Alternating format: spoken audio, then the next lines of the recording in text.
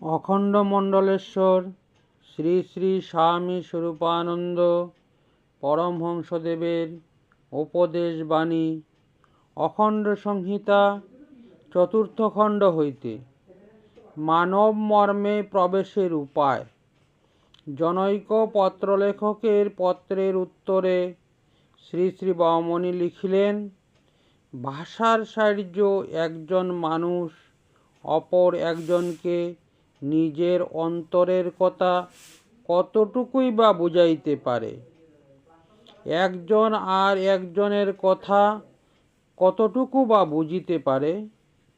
পরস্পরকে বুঝিবার উপায় একের ভাষার ভিতরে অন্যর প্রবেশ নহে, পরন্তু একের মর্মের ভিতরে অপরের প্রবেশই তাহার উপায়।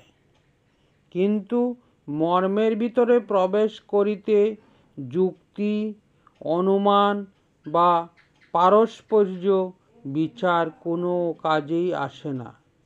মর্মের ভিতরে প্রবেশ করিবার উপায় হইল একনিষ্ঠ আধ্যাত্মিক সাধন। বহুবিধ অর্থহীন প্রজল্প হইতে বিরত হইয়া সাধন পরায়ণ হও, তাহাতেই জগতের সকলের সঙ্গে প্রাণের বোঝাপড়া স্থির হইবে। প্রাণ বাজারে বিকাইবার সামগ্রী নহে, প্রাণ হাটের মাঝখানে খুলিয়া ধরিবার বস্তু নহে। বন্ধুপ্রীতির পরিচয়।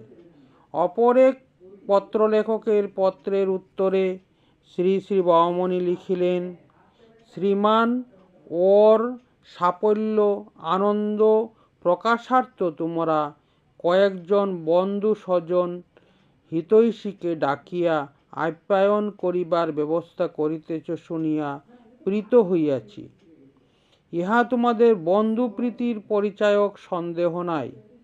কিন্তু বন্ধুর প্রতি প্রীতি প্রকাশের জন্য নিজেদেরই ভুরিভোজের ব্যবস্থা না করিয়া নিরন্ন কতগুলি নরনারীকে তৃপ্তিপূর্বক অন্ন পানীয় দানান্তর, তাহাদের প্রয়োজনীয় বস্ত্রাদিতে তাহাদিগকে ভূষিত করিলে তাহা আমার অধিকতর প্রীতিকর হইত। ভুরিভোজনের মধ্য দিয়া তোমাদের ব্যক্তিগত তৃপ্তি যথেষ্টই হইবে, কিন্তু নিজেকে সেই লেহ্য পেয়ের তৃপ্তি হইতে বঞ্চিত করিয়া যাহাদের উহা প্রয়োজন তাহাদের তৃপ্তির ব্যবস্থা করিলে তোমাদের বন্ধুপ্রীতির পরিচয় হইত অবিনশ্বর। ভোগের ভিতর দিয়া প্রীতির পরিচয় কতটুকু দিবে?